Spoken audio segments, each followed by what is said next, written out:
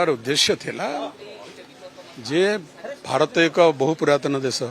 भारतर संस्कृति भारतर परंपरा भारतर धर्म बहुत पुरातन तो भारत बहुत पौराणिक तथ्य अच्छी रामायण आपण मैंने पढ़ी थे रामायण रे रावण सीताहरण अध्याय अच्छी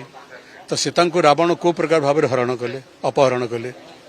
मिछ कही छद्मवेश प्रहेलिका सृष्टि करी दिग्भ्रांत करी कले ना नहीं रावण ऋषि वेश आसिले गैरिक वस्त्र परिधान करी आसिले चटा धरिक मुंडरे आसिले तुलसी माଳ पिंधिक आसिले ऋषि वेश एवं मिछ कही सीता को अपहरण कर नहीं गले जो माने ए प्रकार धर्मर अपव्यवहार करती एवं नारी मान को जो माने मिसलीड करती दिग्भ्रांत करती नारी सहित छलना करती से दंड भोगती आज नुहे तो काली दंड भोगे मुझे कथा केवल कहना चाहूली ये जो महिला संरक्षण बिल ना रे सरकार अपप्रचार करबार चेष्टा करुछंती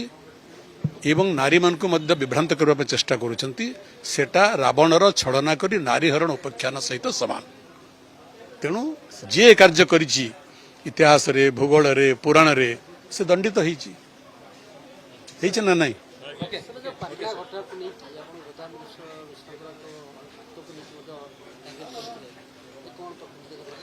अनेक वर्ष तले गोदावरी समाज लिखी ना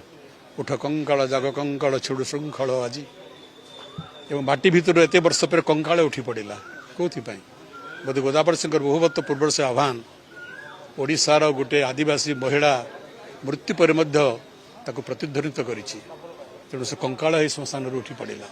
यहाँ हूँ सरकार विफलता।